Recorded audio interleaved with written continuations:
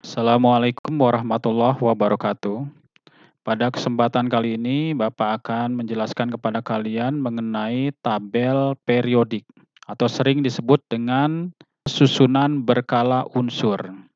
Nah, di dalam tabel periodik atau susunan berkala unsur ini, itu terdapat sekian banyak unsur-unsur yang terdapat di alam dan juga unsur buatan yang dikelompokkan dalam suatu tabel, di mana unsur-unsurnya terdiri dari unsur yang merupakan golongan utama yang berwarna biru muda ini, sama dengan yang di sebelah sini, dan juga yang warna hijau muda ini. Ini adalah unsur-unsur golongan utama. Jadi yang berwarna biru muda dan yang berwarna hijau muda ini adalah unsur-unsur golongan utama. Kemudian unsur-unsur golongan transisi yang berwarna merah marun ini. Nah, kemudian golongan berikutnya adalah golongan unsur-unsur yang merupakan golongan transisi dalam yang berwarna ungu ini. Jadi, semua unsur di dalam tabel periodik ini dikelompokkan menjadi 3 bagian, yaitu unsur golongan utama, unsur transisi, serta unsur transisi dalam. Untuk unsur golongan utama itu meliputi golongan 1A atau unsur alkali, yaitu satu deret dari atas ke bawah. Kemudian golongan 2A atau golongan alkali tanah, mulai dari berilium sampai radium. Kemudian golongan 3A atau golongan boron dari atas ke bawah. Kemudian berikutnya golongan 4A atau disebut dengan golongan karbon dari atas ke bawah. Kemudian golongan 5A atau golongan nitrogen, ini dari atas ke bawah. Kemudian golongan 6A atau golongan oksigen, dari atas ke bawah. Kemudian golongan 7A atau golongan halogen, dari atas ke bawah.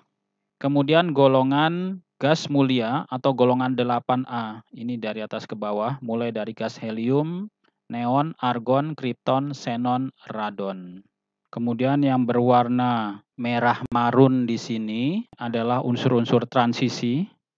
Transisi artinya perpindahan dari golongan utama di sebelah kiri yang berwarna biru muda ini menuju ke golongan utama yang sebelah kanannya yang berwarna hijau ini. Jadi antara golongan utama kiri dengan golongan utama yang sebelah kanan itu dihubungkan oleh unsur-unsur transisi. Pada unsur-unsur transisi ini, itu terdapat unsur transisi dalam, yang mana unsur-unsur tersebut adalah unsur-unsur yang berwarna ungu di sini, yang sebetulnya posisinya ada di dalam. Sehingga unsur-unsur yang berwarna ungu ini disebut dengan unsur-unsur transisi dalam. Unsur-unsur transisi dalam ini diletakkan di posisi luar, itu disebabkan supaya semua unsur-unsur ini muat di dalam satu kertas yang pendek ini. Karena kalau unsur-unsur transisi dalam ini kita masukkan ke dalam, maka tabel ini akan menjadi panjang. Ya, sedemikian sehingga sering disebut tabel ini adalah tabel periodik panjang, karena memang strukturnya panjang. Sehingga supaya lebih mudah untuk melihatnya, muat di dalam satu lembaran ini, maka unsur transisi dalam ini diletakkan di bagian luar. Kita bisa melihat dari nomornya. Di sini La nomornya 57, maka berikutnya adalah 58 ada di sini, cerium. Jadi sini ada terjadi lompatan angka dari 57 ke 72, maka sebetulnya 58-nya itu ada di sini, kemudian sampai 71, kemudian menuju lagi ke 72. Jadi intinya di sini unsur transisi dalam diletakkan di luar supaya muat di dalam satu kertas ini. Unsur-unsur yang terdapat di dalam tabel ini letaknya itu ditentukan oleh dua hal, yaitu periode dan golongan. Periode merupakan arah mendatar. Di sini periode itu menyatakan jumlah kulit. Ya. Dalam satu baris itu periodenya sama. Jadi unsur hidrogen dengan helium ini periodenya sama, yaitu 1. Yang berarti bahwa unsur-unsur pada posisi di sini, satu deret ini, itu memiliki jumlah kulit yang sama, yaitu 1. Ya. Kemudian unsur berikutnya litium, berilium sampai dengan neon itu berada pada periode yang sama, yaitu periode kedua. Berarti unsur-unsur tersebut memiliki jumlah kulit sebanyak 2. Kemudian unsur natrium, magnesium sampai dengan argon itu terletak pada periode yang sama, yaitu periode ketiga, sehingga memiliki jumlah kulit sama dengan 3. Dan seterusnya sampai unsur yang paling bawah ini satu periode, yaitu periode ketujuh, berarti memiliki kulit berjumlah 7. Untuk golongan itu yang arahnya menurun dari atas ke bawah, di mana di sini menyatakan jumlah elektron valensinya sama. Elektron valensi adalah elektron yang terdapat pada kulit terluar. Untuk satu kolom, ini jumlah elektron valensinya akan sama. Contoh 1A, ini berarti unsur hidrogen, litium sampai dengan fransium itu memiliki jumlah elektron valensi yang sama, yaitu 1. Kemudian unsur 2A, ini memiliki elektron valensi sebanyak 2. Berilium sampai dengan radium. Demikian seterusnya untuk golongan 3A ini memiliki elektron valensi sebanyak 3. Kemudian golongan 4A memiliki elektron valensi sebanyak 4. Kemudian 5A memiliki elektron valensi sebanyak 5. 6A memiliki elektron valensi sebanyak 6. 7A memiliki elektron valensi sebanyak 7. Dan kemudian 8A memiliki elektron valensi sebanyak 8. Unsur-unsur yang terdapat dalam satu golongan ini memiliki sifat kimia yang mirip atau hampir sama. Kemudian, untuk menentukan periode dan golongan dari unsur dalam tabel periodik, kita menggunakan konfigurasi elektron terluar.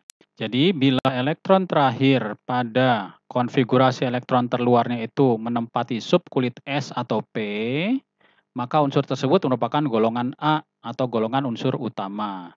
Seperti ini, S1 angka di atas adalah 1 berarti golongan 1A. Di S ada angka 2 berarti golongan 2A. Di sini S dan P. Terakhirnya itu di P maka harus punya teman S. Kemudian kita lihat atasnya 2 ditambah 1 berarti 3A. Kemudian terakhirnya ada di P harus punya teman S. Kemudian lihat atasnya 2 ditambah 2 maka 4A. Kemudian di sini 3 ditambah 2 5A. 4 tambah 2 6A. 5 tambah 2 7A. 6 tambah 2 8A. Jadi S bisa berdiri sendiri, tetapi P harus punya teman yaitu S. Selanjutnya golongannya kita jumlahkan angka di atasnya.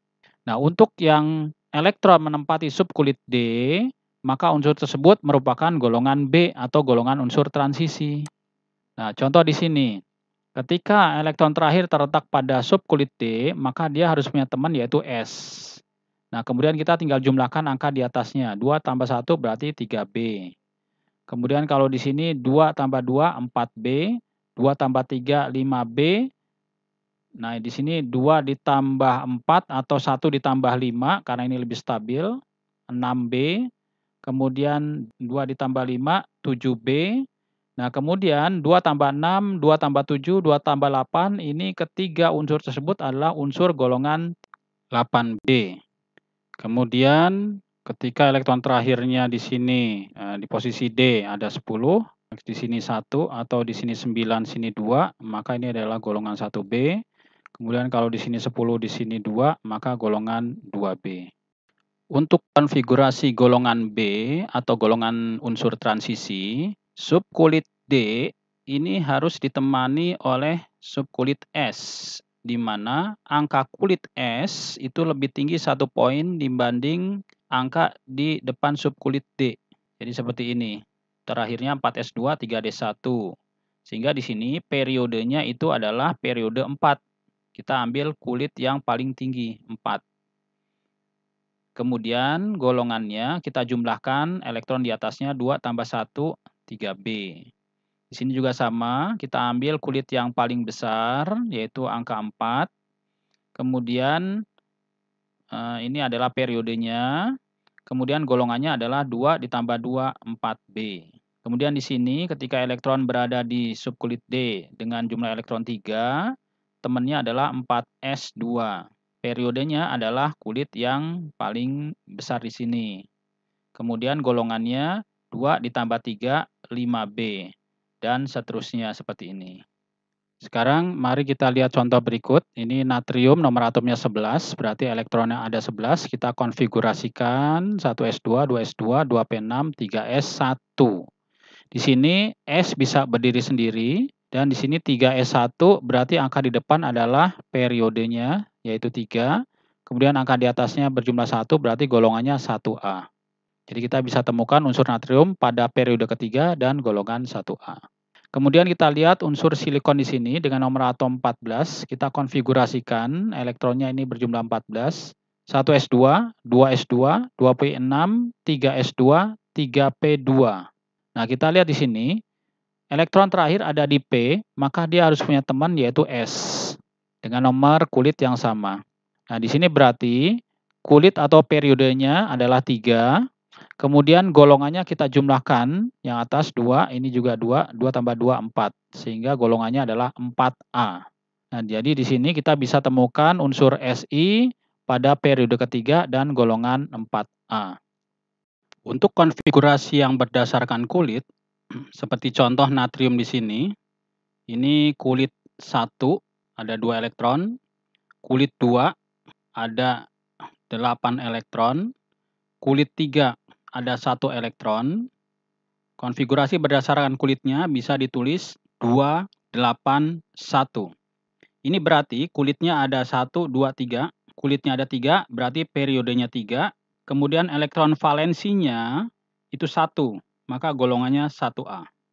Contoh lain adalah argon.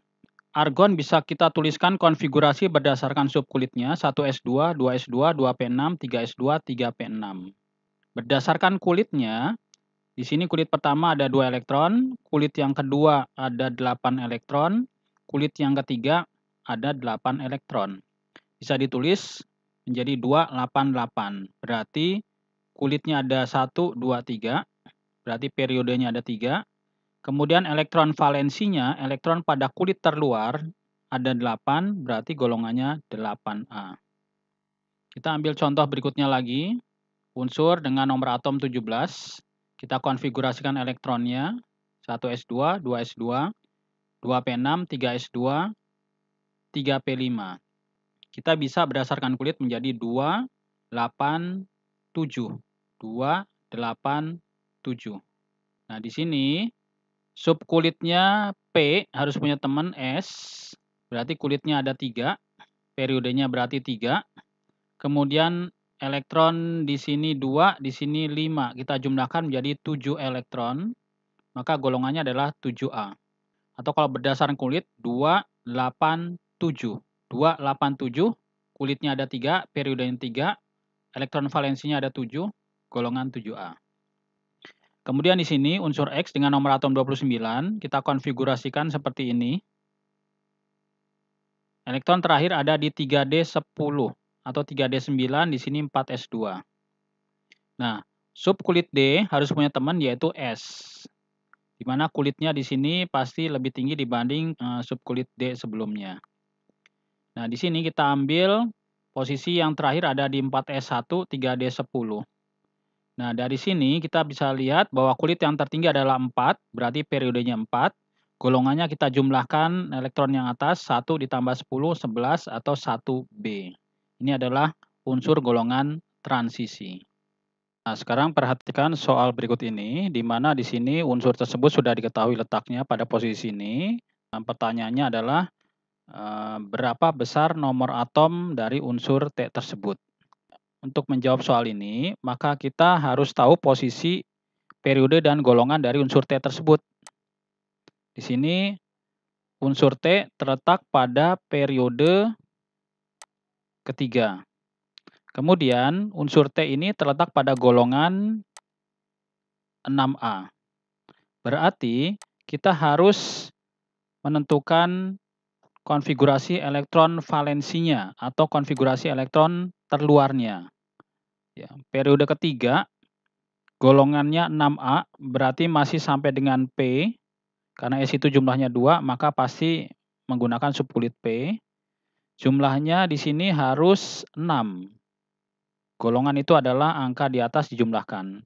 6A sampai dengan P ini masih golongan A, jadi 6A periodenya 3. Nah, selanjutnya kita konfigurasikan sampai di ujung terakhir di sini. Konfigurasi lengkapnya sebagai berikut: 1S2, 2S2, 2P6, 3S2, 3P4. Ini adalah sudah posisi terakhir di sini. Nah, kemudian kita jumlahkan elektronnya. 2 tambah 2, 4, tambah 6, 10, 12, 16. Sehingga nomor atom dari unsur T adalah 16. Demikian, mudah-mudahan bisa dipahami. Sekian dulu pelajaran kita kali ini. Kita bertemu lagi pada pelajaran selanjutnya. Assalamualaikum warahmatullahi wabarakatuh.